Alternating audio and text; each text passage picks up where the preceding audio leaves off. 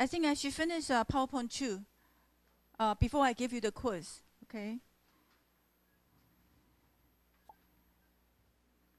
So those of you who were late, it will be your loss, because you might not know what the answer will be, okay? So last time we covered a few issues. For instance, the roles of nature. There were at least two kinds of nature in this novel. One is the nature studied by natural sciences. And then in terms of natural sciences, as I said last time, Frankenstein, the novel, and also the time of Mary Shelley marks a transition in the development of sciences from like alchemy to the modern sciences, which studies more the phenomena and the natural causes. Okay, but Frankenstein is interested in the causes of life. And then he turns to get interested in animating lives. Okay, so this is one kind of nature.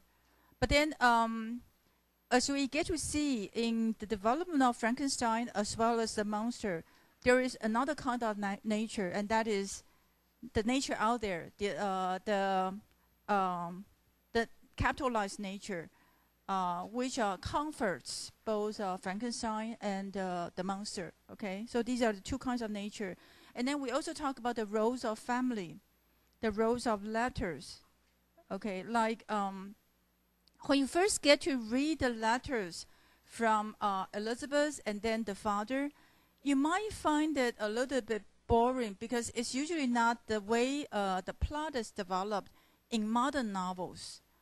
But as I explained last time, I think that you need to look at it from different perspectives. One is that it is a convention in the 18th and 19th century novels. And then the second thing is the letters is used to develop the plot and also to suggest another view of human identity, as constructed, as not being natural, So just as the monster is a creature, is something created not through natural birth, a lot of the characters here, their identities get to be proved or explained through letters and through documents. So in that way, none of the characters here is from natural birth. They are all constructed identities. Okay, so I guess we got to this part, and we talked about Justine's roles in the trial, and how Frankenstein, the Victor is he has reasons for not saying anything. There are reasons for his not saying anything. And also there are reasons for Justine's being suspected, because there's evidence, the watch with the picture in her pocket. Okay, but then on the other hand, Victor is also self-centered. He gets to focus more on his own tortures than Justine's. He feels that he suffers more than Justine. Okay, finally, the confrontation between Victor and the monster. We can say that Victor at this point is the most self-centered. So right at the beginning of his encountering the monster, he calls him by names. This is on page 99. Here on page 99, the first complete paragraph. Before the first complete paragraph, he says that the moment he sees the monster, this is chapter. Let me see. Towards the end of chapter 10. No, the middle of chapter 10. Okay. Here he says that he is filled with rage and hatred when seeing the monster, and then he calls the monster devil, vile insect, fiend, etc., etc. So I think that Frankenstein at this point is really not very responsible. you can say that he does suffer. He feels very bad about the death of William and also Justine and everything, but he doesn't recognize his role in all the tragedies that happened so far. Okay, so he wants to fight with the monster, and he has all of his selfish concerns. But then on the other hand, the monster, amazingly, is all rational and very articulate. You know, considering the fact that he never receives formal education, like the kind of formal education you receive up to this point, okay? And then he's able to explain himself and then plead for sympathy from Frankenstein, okay? So, for instance, he explains that he has a right to be happy. And then he wants compassion and justice from Victor. Also, he uses different tactics in approaching Victor. And he says that if you do not grant me what I deserve, then I will make the other people miserable. You know, so that's the third thing he pointed out. And then finally, you know, he doesn't force a proposition on Victor. He says that, you know, just listen to me. Listen to me, and then if you agree with what I said, if you can sympathize with me, and then you grant my plea. Okay, so in other words, here we see the very rational, very articulate monster trying to persuade Frankenstein to help him to produce a mate for him. Okay, and finally, I think that in the monster's plea for sympathy, you know, he has several ideas which are really very how should I put it? Sound, you know, with some reasons. You know, his idea is like he said that I am thy creature, and I'm even mild and docile to my and I will be even mild and docile to my natural Lord and King, if you will also perform thy part, which thou owest to me. Okay, so in that sense, you know, he's very clear about who he is and what Victor owes to him. Unlike, you know, later on when he describes his process of education, there are moments of self-doubt. But at this point, when the monster confronts Victor, he knows that there is a violent part in him. But then on the other hand, you know, he's also very outspoken in claiming what he deserves. And then I think most importantly, he appealed to Victor's sense of equity, justice, and compassion. Okay, so this is something I really want to emphasize. And I think that although this novel Frankenstein or the later variations, adaptations of Frankenstein, you know, tend to present Frankenstein or the monster as really terrifying. But in Mary Shelley's version, this Frankenstein, this monster, you know, has a lot of good ideas about humanities, and he's really very human for me. You know, in his understanding of the characters around him, about the ideals in human society, you know, such as equity, justice, and compassion, etc. Okay. So do you have any questions? These are the notes I gave to you. Okay, so let me skip it. If there are no questions, then we'll have our quiz.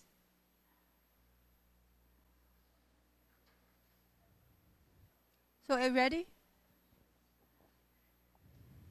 Okay.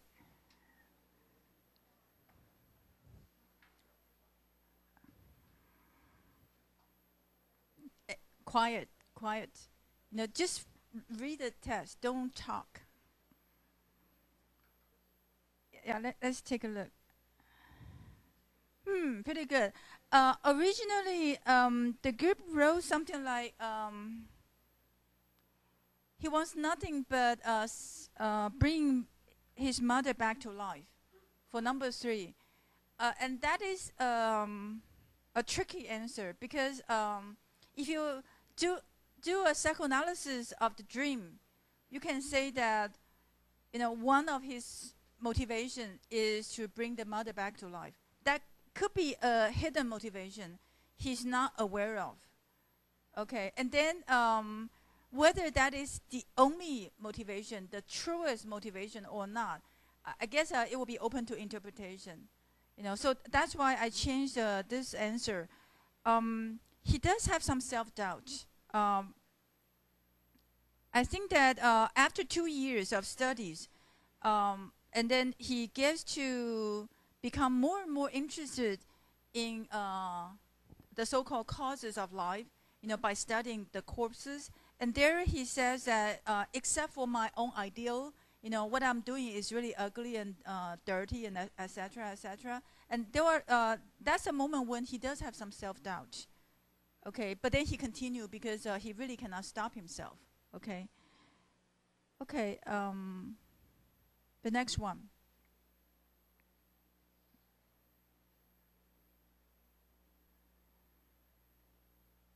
Okay. Huh? So you forgot about the dream? Yes, didn't in the dream he sees Elizabeth, and then he kisses her, right? And then the moment he kisses her, Elizabeth's face turned pallid and dead, and then he finds his mother in his arms. Okay, so don't forget, this is really a very interesting detail. Episode of the creation moment, and also it is significant that he has this dream before he flees. When right after his creation, he just finds the monster ugly, and then he falls asleep. He doesn't run away right away. Okay, but then after the dream, he looks at the monster again, and then he runs away. Okay.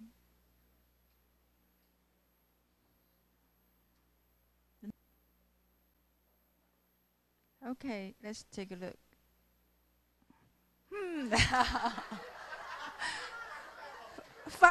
Finally. Okay. So, I think you should all love Joyce and Patricia. Okay. So, any question? Any question? But pay attention to the first one. Pay attention to the first one. Don't forget that indeed Frankenstein is very self-contradictory. Before he finishes the production or the creation, he sees parts of the monster as beautiful. Okay, but then right after he finishes, he says that the sense of beautiful dream is gone, and then it becomes really ugly. Okay. Okay, the next one.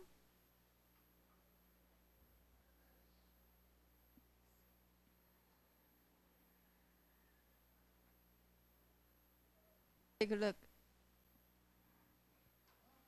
Yes, number 1 is wrong, because the father does not believe in it. Okay, and let me see. I said that it tricked me because I didn't remember that Justine looked calm and tranquil at the beginning. I only remember that she cried during the trial.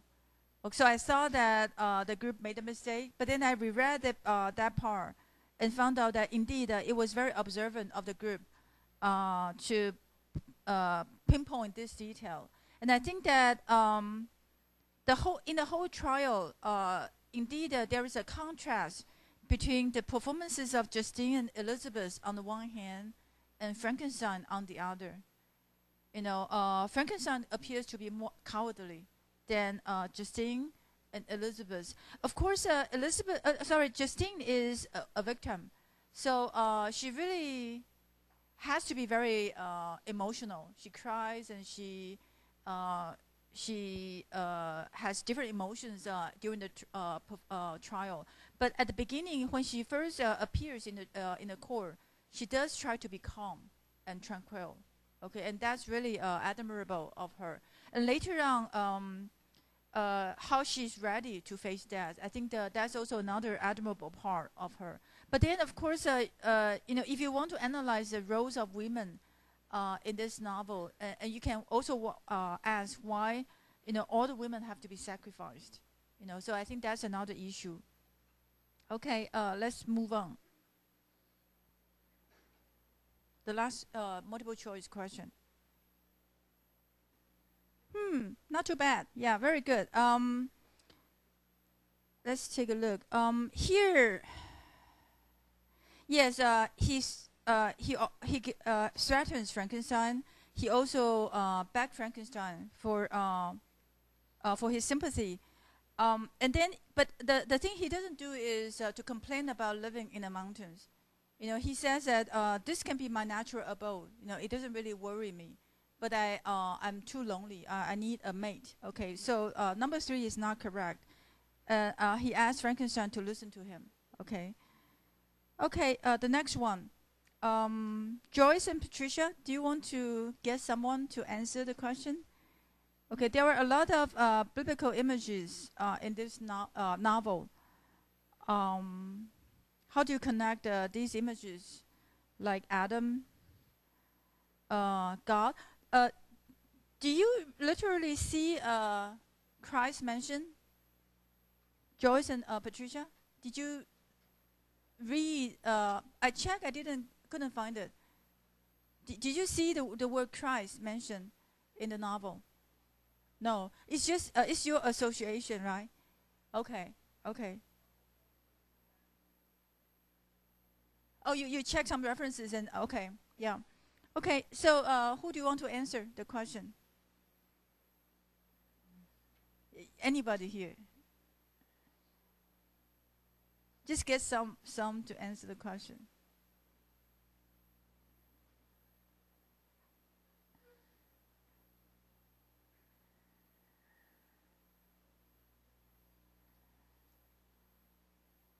哪一个?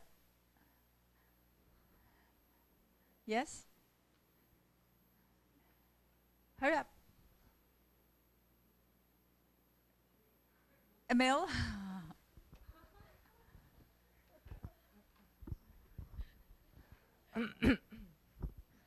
Okay. I think the monster is quite similar to the Adam in the Bible because he is the creation of God, and in Frankenstein plays the role of God. He created the monster, but in the Bible, didn't forsake his creation. However, in the you don't need the article. God is God. okay, Okay, God. yeah, God. God yes. didn't forsake his creation, but in the novel Frankenstein did abandon his creation. Okay. Any other responses? How about Jane? Could you pass the mic to this side?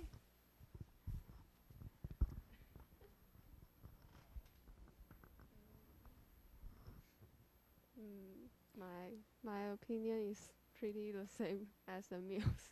Oh, by the way, today I'm going to explain to you what we are going to do on May the 17th. And one thing you are not supposed to do is to say, I agree. If you say I agree, then you should add more to the discussion.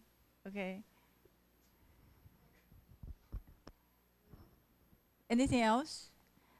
Is there anything else that make the monster different from Adam?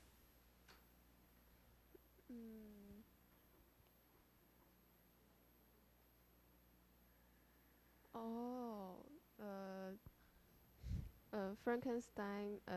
He said his creation as a demon.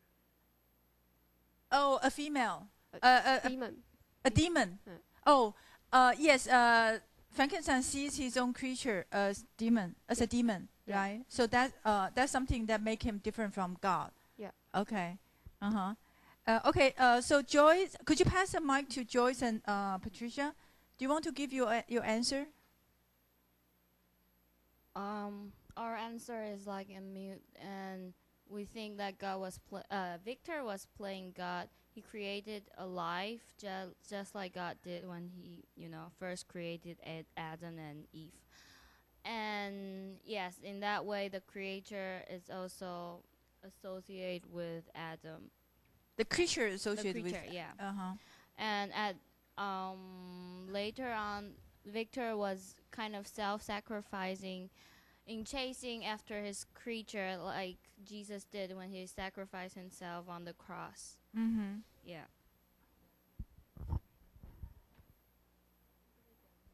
Anything else?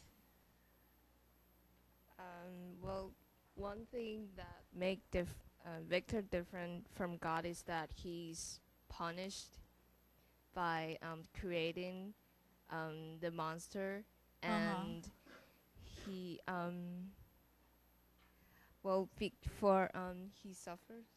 he suffers from, well, I think he crosses the boundary of science, and for his terrible mistake for going too far beyond human limits and knowledge. Yes. Okay. So playing the role of God is something wrong for Frankenstein, right? Yeah. Okay. Yeah, I think the question you gave here is a good one about the use of biblical images in Frankenstein. But I want to keep the third point in question mark. Let's wait till we finish the whole novel, and then you can decide whether, like Frankenstein and the monster, whether they are double to each other, or whether Victor is self-sacrificing as a Christ figure. Okay. Another thing I think you should pay attention to is that the direct reference here is actually not to the Bible, but to Paradise Lost by John Milton. Okay. Right on the first page of the novel, there is this epigram. 你们看第一章前面。No, before the letters, sorry. Before the letters,